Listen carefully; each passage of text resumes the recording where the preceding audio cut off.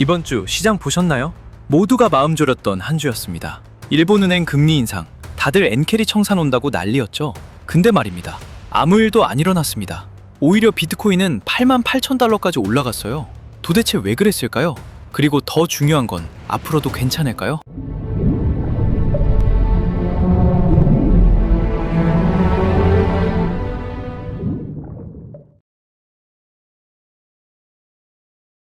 오늘 영상에서는 세 가지 핵심을 다룹니다. 첫째, 일본 기준금리 인상 0.75%, 엔캐리 청산 공포 왜 현실화 안 됐나? 둘째, 미국 CPI 2.7%, 데이터 왜곡 가능성, 주거비 반영 누락. 셋째, 오라클 위기설, AI 버블 논란이 비트코인에 미치는 영향. 이번 주 데이터 전부 다 뒤져봤습니다. 리딩비, 멤버십 안 받으니까 구독만 눌러주시면 됩니다. 바로 갑시다. 먼저 ETF 자금 흐름부터 보겠습니다. 현재 비트코인 현물 ETF 순 유출량을 봤을 때 들어왔을 때는 크게 들어왔는데 나갈 때 또 시원하게 나가는 경향이 있습니다. 이더리움 ETF 같은 경우엔 5일 내내 팔리고 있고요. 근데 여기서 재미있는 게 있습니다. 비트마인이라는 회사 다들 아실 거라 생각합니다. 이 회사의 대표 통리가 계속 비트코인 사고 있습니다. 그것도 매주 사고 있어요. 이유는 간단합니다. 내년 1월 15일에 ETF에 대한 인센티브를 받으려면 전체 4% 정도까지 모아야 하기 때문입니다. 현재 3.5%는 모은 상태로 다음 주 역시 결국 재무전략 기업들이 계속 사줄 것 같습니다. 근데 웃긴 게 뭐냐면 통리회사에서는 비트코인 6만 달러 간다, 이더리움 1,800달러 간다 이렇게 얘기하고 있다는 겁니다. 통리가 하고 있는 것과 자기 마음이 일치하지 않는 되게 이상한 시츄에이션이죠. 이번 주의 핵심으로는 일본은행 BOJ가 기준금리를 25bp 정도 인상했습니다. 현재 0.75% 정도로 엔캐리의 청산 매스컴이 돌기 시작하면서 주변에 이런 소리들이 들리기 시작했죠. 엔캐리 청산 온다, 비트코인 폭락한다. 근데 실제로 무슨 일이 일어났냐? 아무 일도 안 일어났습니다. 금리 발표가 12시였는데 11시 30분쯤 비트파이넥스 숏 포지션 20%가 사라졌단 말이죠. 익절, 손절 다 포함해서 포지션 포기했다는 얘기가 됩니다. 그만큼 12시 이후 하락 예상 안 했다는 거죠. 실제로 금리가 발표되고 나서 비트코인은 87,000달러에서 88,000달러까지 상승했습니다. 핵심 원리는 여러분 이거 기억하세요. 엔캐리 청산은 모두가 긴장하고 기다릴 때는 안 옵니다. 일본은행이 금리 발표하기 전에 청산해야 할 포지션은 이미 다 정리가 됐다는 얘기겠죠. 조금씩 하락하는 것, 급격하게 하락하는 일이 없는 겁니다. 그러면 앞으로는 어떻게 되겠습니까? 뱅크 오브 아메리카 전망에 따르면 두 차례 금리 인상을 2026년 6월에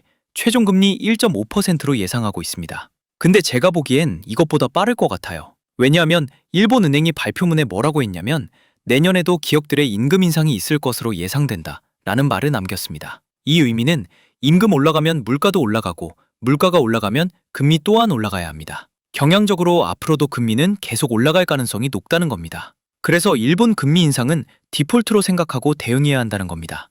다음으로 중요한 건 역시 미국 CPI가 되겠죠.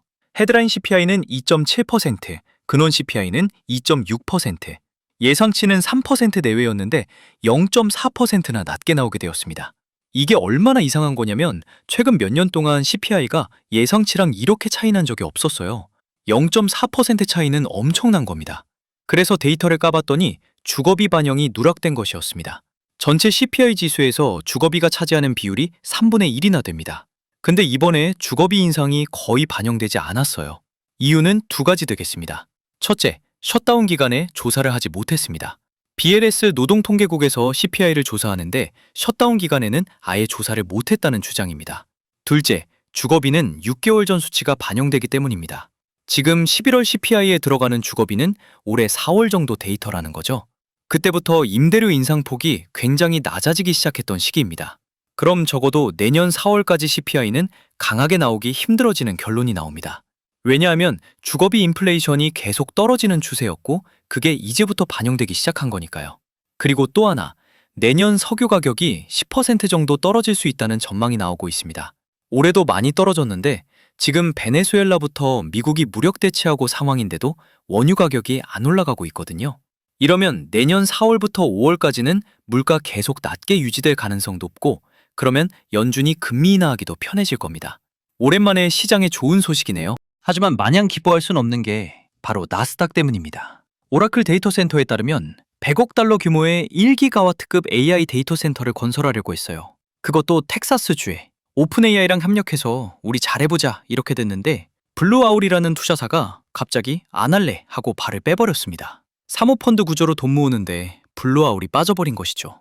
AI 데이터 센터가 그다지 돈이 안 될 것 같다라는 요즘 분위기를 보니까 데이터 센터를 건설해봐야 전력 당겨 쓸 수가 없어서 사실상 놀려야 된다는 얘기까지 나왔었거든요. 그러니까 결국 투자 철수를 결정 내린 겁니다. 그동안 AI 기업들 여러모로 주가 많이 올라갔었죠. 오라클, 오픈AI, 여러 빅테크들. 근데 근본에서부터 벽돌이 빠질 수 있다는 얘기가 나오고 있는 겁니다. 이 사실이 비트코인에 미치는 영향으로 여러분들 기억하시죠? 며칠 전 비트코인이 갑자기 9만 달러 넘어갔던 적이 있었습니다. 근데 오라클 악재가 확정되면서 나스닥이 2%나 빠지니까 비트코인도 같이 떨어졌습니다. 비트코인은 이거랑 상관없는 일인데도 불구하고요. 참 가슴 아픈 일이죠.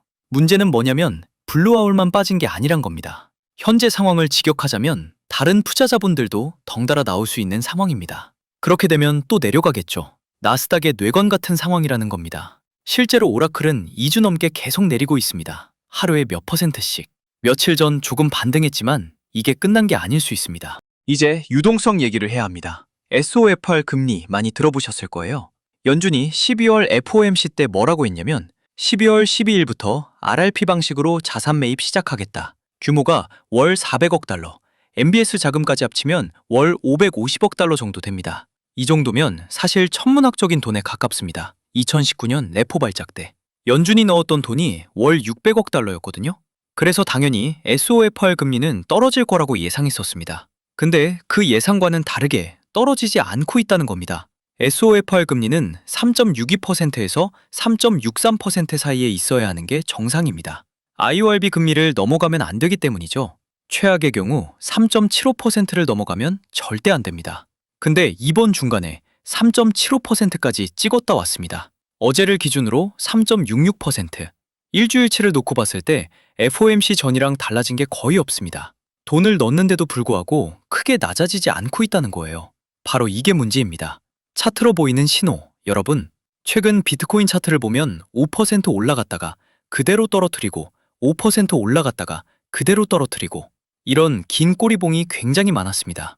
이게 유동성이 없을 때 나타나는 전형적인 패턴입니다. 주중에 계속 이런 그림 그리고 있다는 게 상당히 불안한 요소로 작용되죠. 장기적으로 보면 어쨌든 돈을 계속 부으면 언젠가는 유동성 경색이 풀리긴 할 겁니다. 근데 당장 풀리지 않고 있기 때문에 조금 걱정이 되긴 합니다. 그래서 다음 주 전망 말씀드리겠습니다. 이제 연말이 다가옵니다. 월가의 능력 있는 매니저들은 이미 다 휴가를 떠났고 연말이기 때문에 당연히 매매 접었습니다. 포지션은 정리 다 했고요. 유동성이 상당히 없을 거란 얘기입니다. 유동성 없을 때는 장난질 치기 더 쉬워지고 파생거래하는 세력들이 움직이면 변동성은 크게 나올 수 있습니다. 제 생각은 이렇습니다. 중간에 9만 달러 올라갔던 게 실수로 누가 판 게 전혀 아니에요. 지금 가격 8만 8천 달러대에 있기 때문에 9만 달러대까지는 충분히 올라갈 수 있는 상황이라고 봅니다. 당연히 변동성이 되게 심할 수 있어요. 오늘 같은 경우 8만 5천에서 8만 8,500 사이를 하루 종일 왔다 갔다 했거든요. 만약 주말 사이에 8만 8천 대만 지켜준다. 월요일에 상승할 가능성 매우 높아집니다. 근데 여기서 2% 이상 떨어진다? 또 시장 센티먼트는 안 좋아질 수 있겠죠. ETF 변수로는 이번 주만 해도 이더리움은 5일이나 내내 팔렸고 비트코인은 5일 중 4일에 팔렸어요. 근데 연말에 그쪽에서 거래가 좀 없게 되면 파는 사람이 좀 줄어들 수 있잖아요. 그러면 오히려 가격 자체는 좀 상승할 수도 있겠습니다. 오늘 내용을 정리해보자면 첫째, 일본은 금리를 인상했는데 엔캐리 청산은 안 왔습니다. 앞으로도 금리 올라갈 가능성 높으니 디폴트로 생각하세요. 둘째, 미국 CPI는 2.7%로 나왔는데 주거비 반영이 안 돼서 내년 4월까지는 물가 낮게 유지될 전망이 되겠습니다. 셋째, 오라클 위기설이 나스닥 흔들고 비트코인도 같이 떨어졌습니다. 나스닥의 뇌관이라는 말입니다. 넷째, 다음 주 연말 시즌 변동성 꼭 주의하시길 바랍니다. 8만 8천 달러만 지켜준다면 월요일 상승 가능성은 존재합니다. 핵심은 이겁니다. 12월 10일 미국의 금리 인하에도 하락했던 자산시장의 이유는 12월 19일 일본의 금리 인상이 이루어지기 전 정리해야 했던 필연적인 이유가 있었으며 19일 이후인 지금부터는 엔캐리에 대한 걱정 자체가 사실상 제로에 가까울 가능성이 크다. 이러한 시장의 잡음들이 난무하고 공포의 시야가 막혀 있을 때 연준은 RMP로 유동성을 공급하며 바닥을 천천히 올리고 있었다는 겁니다. 시장의 하방을 만들 이벤트는 끝났고 시장의 유동성 저점도 차오르고 있습니다. 즉, 폭락은 없을 겁니다. 한 가지 말씀드리고 싶은 건 저는 발언 하나하나에 용기를 많이 내곤 합니다. BOJ 금리 결정 당일날 새벽에 시장 상황이 좋지가 않아 이때도 밤을 지새웠었습니다. 그래서 새벽 4시 40분에 급하게 새 영상을 찍어 구독자님들에게 힘주어 말씀드렸습니다. 시장의 바닥은 8만 달러로 잡혔고 관점의 변화는 없다고 말이죠. 그리고 다행히 말씀드리고 나서 곧바로 시장은 회복을 시작했습니다. 어떤 시야로 보느냐에 따라서 다르겠지만 제 기준에서는 8만 달러 저점을 깬다는 관점과 폭락은 없다라는 관점 모두 유지되고 있습니다. 비트의 가격이 어디를 찍고 어디까지 올라갈 거다라고 얘기하는 건 분석이라기보단 예언 예측에 가까워서 최대한 객관적이기에 이슈의 내면을 전달하려는 저로서는 그런 숫자 맞추기 놀이에 동참할 수 없었습니다. 그런데 제가 생각하는 기준에 부합하는 객관적인 숫자가 BOJ와 인트로덕션에 의해 나오게 되었고 바로 영상 준비를 시작하여 급하게 올려드리게 된 겁니다. 봐주시는 것에 대한 감사를 알기 때문입니다. 제가 운영하는 채널은 모든 사람들을 위한 채널은 절대 아닙니다. 모든 주장에는 존중받을 가치가 있고 때문에 저와 생각이 다르거나 마음에 들지 않으실 수 있습니다. 그래서 저한테는 더더욱이 이 구독의 의미가 크게 느껴집니다. 그 가치와 무게를 항상 지니고 살아가고 있습니다. 드리는 말에 대한 무게감과 봐주시는 감사함을 잊지 않겠습니다. 해당 영상을 조금만 내려보시면 더보기란 안에 봐주시는 감사한 분들에 대한 제 작은 성의 표시를 해두었습니다. 링크 클릭을 통해 다음 화면에 넘어가시면 제가 직접 작성한 코인 슈퍼리치의 탄생이라는 책을 무료로 드리고 있습니다. 구독해주신 분들에게는 제 생각 가감없이 제대로 드리겠다고 약속드립니다. 멤버십 유료방, 리딩방 이딴 거 안 하고요. 단순히 많은 분들께서 양질의 정보를 얻어가시는데 뿌듯함을 느끼는 것 같습니다. 혹시라도 더보기란이 뭔지 모르겠다 하시는 분들은 여기 제 직통번호입니다. 여기로 간단히 책이라고만 보내주시길 바랍니다. 오늘도 영상 시청해주셔서 감사합니다.